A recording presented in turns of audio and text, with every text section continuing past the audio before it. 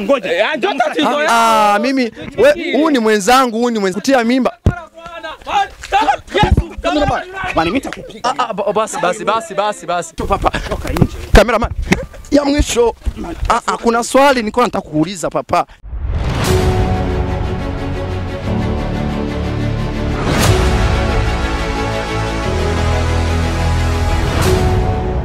Hello my people, hello guys, wherever you are, aho muri hose ndabaramukije kuri mikoni Lily Ox, the revolution, the solution and dimension gose musanga mubiza turi kuri As1 TV.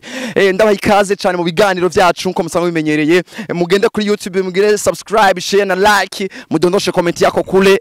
Inakuwa inahitajika sana. Hapa sasa tunaenda kukinukisha. Naenda kudrop habari nimesikia. Kuna rafiki yangu hapa mtangazaji amebebesha mimba. Probleme sasa iko na mke ndani, iko na mke ameoa, lakini hivi amemcheat akabebesha mimba na mtangazaji mwenzangu. Sasa hii habari inabidi ninase vizuri, niilete kabisa, niweke wazi, tujue shida ni nini, kilichotokea ni nini, viliendekaje. Hivyo vyote nataka sasa leo watu tusikiliza, mjue ukweli. So tunaenda sasa hapa ndo nyumbani kwake hapa karibu. Tunaenda sasa kumwangalia jamaa, tujue habari. So hawa jamaa watipe wanakuwa ni wajanja sana, hivi sasa tunaenda kujua habari pole. Cameraman yo. Ingo. Na rero abangaha. Kazi urengi kugira ngo tumenye neza makuru. Afise umugore mugabo ngo yateye inda hanze, kandi rero iyi ngeso niyo ngeso yamamaye. Rero bisaba ko mumbabare cyane, ndabize mushobora ko mutabikunda cyangwa se, ariko ifo ko tumenye ingona hiri ko umukobwa yatewe inda ararira. Rero bishobora kuba umugore watanabizi yateye inda ku ruhande. Rero tugiye kumenya kugira ngo tubaze neza.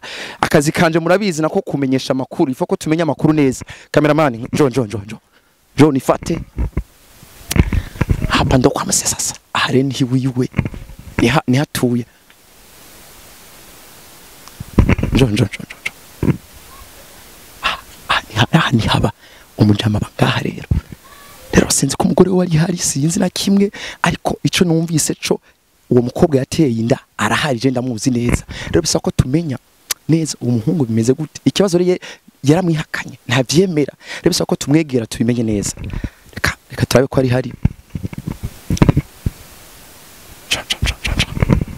No.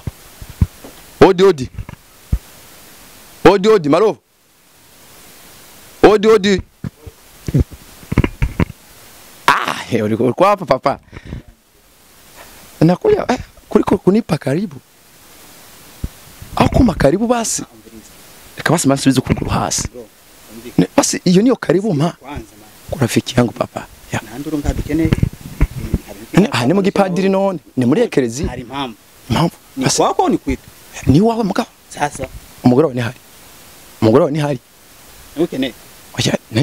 Oya siwe nkeneye. Unashida mke wangu. Oya nje kuraba wewe ubwa mbere ndafise kingopo tuyaga. Na jambo fulani kwata kuuliza, tuzungumuze kama rafiki. Nikaribisha kwanza ndani. Nikaribisha. Usitake nipanishe sauti so. Cameraman. Ngoya kwanza. Sikia kwanza bro. Wicha mbere utubaza umugore wanje nkande. Oya nagomba kubaza ko ari hari ko waravuze ndutera induru. Oya banzurorere no unsohoruku. Cameraman. Oya banzurorere bro. Umvirize ngo tuvugane kwanza, njo tuongee, tulia kwanza papa. Tulia. Tuliza hasira basi. Uji wanje nyumvirize ibyo wanje. Kwa utaratibu, ego ndavyumva. Reka tuanze tuganire, reka twinjire mu nzu tuyage. Niko na jambo fulani kwa nataka kuongea na wewe. Bro. Oya reka na cameraman kwanza. Ni muzi uko kubaho umugayo wawe. Je ndawubaha. Ibintu professionnel. None ibi n'uburoko none kuza kubaza makuru ega niko kazi kanje, nje kukubaza ko ngo twinjire mu nzu kwanza. Mu nzu wapi unataka kuniuliza? Nokene muzi ukeneye cyo mbaza. Je nkeneye wewe. Mbaza ngahari. Nenda kubarize ngaha none. None wampaye karibu vrema. Oya reka basi tuvugane. Karibu ndaguhaye. Ego oya reka basi tuvuganire ngaha. Okay? Reka basi tuvuganire. Uko karibu sana kwanza. Cameraman, rabishino. Hali vipi bro?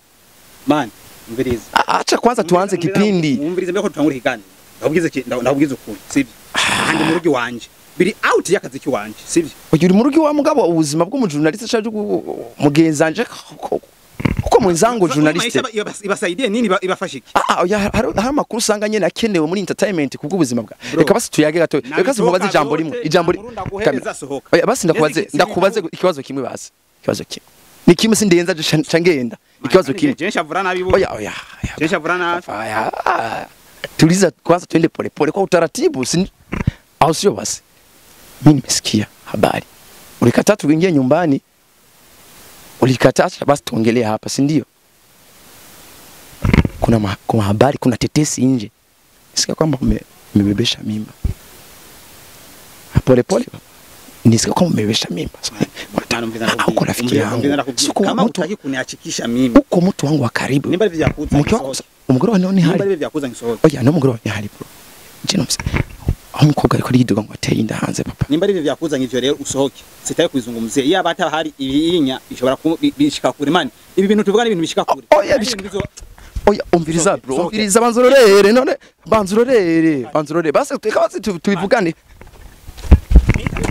usitakurita urofura soka yanusohoka ni cameraman urasoka yanusohoka cameraman rorera gato oya banzurorere sasa unanikamata hivi papa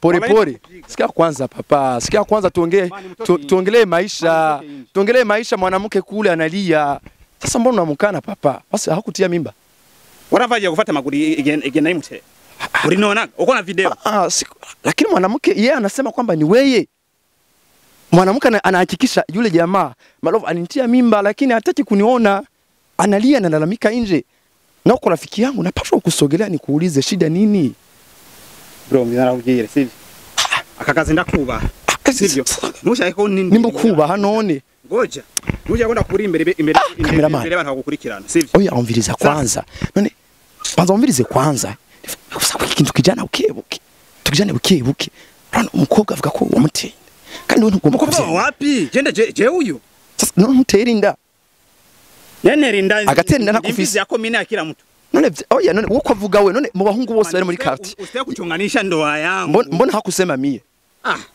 mbona hakusema mie alisema wewe uyu ninde nta wenzi nikiambia ndavyumvise kuri wewe toka inje baba basi ugenewe basi ko twinda kumuzana shike nga mani toka inje nta wenzi Jesse nibitahuritse Jesse naje kumuvugira mugabo jewe naje gutohuza numve ske ibyo bintu nivyo cyangwa si ivyo bya si byo nta wenzi nta mukobwa nzi je nateye ine cameraman reka sema none nivyo cyangwa si ivyo man akakaniko kakenewe ariko umukobwa arahari none ari nakuza ndakubwiye ati nimba hari ni umuzi jewe nta wenzi nta mukobwa araza kumubwira ngo Malove ante ndako nanu mukobwa ndaryamana nawe out y'umugore wacu ariko arabivuga umeciti muke wako abivuga ijambo arabiriho bere mu kuvuga ntabwo umuntu avuga ivyashatse basi urorere umwana niyaza sa nawe umwana wandi niyaza sa nawe umwana man usitaka kunikosea adabu ashobora kuza nyene urutwa ari wewe ikizura ari wewe ashobora kuza afise n'ubwanwa nk'ubwo bwiwawe nimwe mwamushaka yuko abantu bahukana mu ngo zawe sivyo none nki ubizanye ngo babije babirahira ngoje ubizanye imbere ya kamera sivyo wakijama kaje kubaza ibintu nk'ivyo onye ikizo ndondera ko jewe niki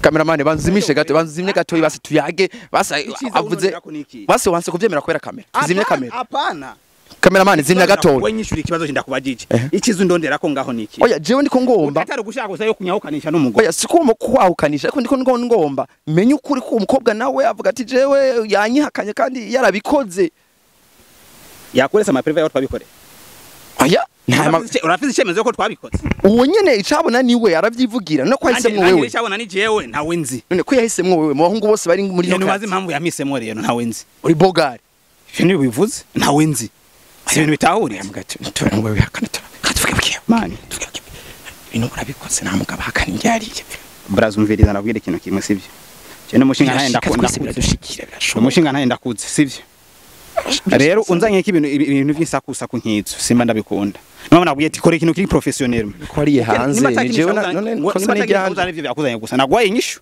sohoka rugende ikosa ni sivyo ashaka si content uri kuna basi tugende kuzana umukobwa si content warundo basi nzomuzane basi avyivugire aya mvirize inge basi inge tukumvikane basi rega ikibazo minister kunisirikisha none basi tuzomuzane avyivugire akwagirize basi Lakini umviriza kwanza bro, umviriza. Sasa mimi nitakupiga. Oya, hajakupigana tena.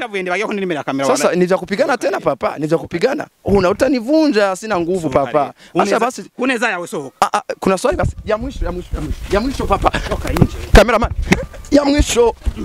Kuna swali nilikuwa nataka kuuliza papa. Mr. Toka. Paka nijue kwanza. Cameraman. Pole papa, pole kwanza. Pole kwanza. Sasa ile kutia mimba.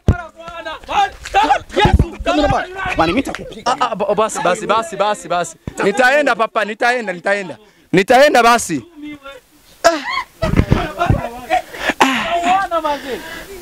Cameraman, hii kazi kweli. Napiga mtu. Cameraman. Sikia kwanza. Amebebesha mimi. Ego. Inze shikanda kugira ngo wateginde umugore. Sasa si unasemekana biravuga. Aliyeka. Ngoja. Mimi huyu ni mwenzangu, mtangazaji. Sasa mimi nimesikia umechiti mke wako. Sasa nikose kuuliza. Kumbe mimi nafikiaga na wewe. Jamaa. Mani wewe.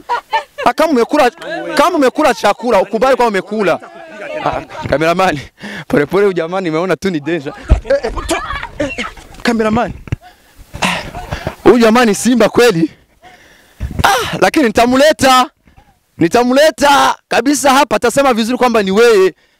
Umwana avukuza usangamusa cameraman. Ndase kweli. Ni noma kabisa. Acha tuende. Lakini nitarudia, Malove, nitarudia ujue kwamba mimi nitarudia. Nitakuja tena nikikuja nitamuleta na atahakikisha kwamba ni wewe. Hivi akizao utakutana mtoto ni yule wa Malove. Hatari bro, hatari kabisa cameraman. Kwa wabai. Jamani noma sana, simba sana. Bakunzi wa Azwan TV. Twari kurugo kwa Azwan kwa Malove hapo umjamaa mtangazaji mwenzangu. Unaona ni noma, iko na makali sana. Hii kazi yetu. Hii kazi nawaambia ni hatari. Asikumvu n'umujamaa naye. Bakunzi wa Azwan TV ndabashimiye cyane mwe mwadukurikiranye nubwo ubona yari intambara ariko niwo kazi kacu nco twiyemeje kuri mikro mwari kumwe na Lily Ox the Revolution the Solution and mazina menshi cyane nababwiye ngo igikorwa cacu ni corosha ariko nico twiyemeje niwo muhamagaro wacu mwakoze cyane mugende kuri YouTube mugire subscribe like na share mudondoshe comment kule bwana nawapenda sana muniombeza mnaona huyu jamaa hapa nitaenda ku pharmacy kutafuta madawa asante sana.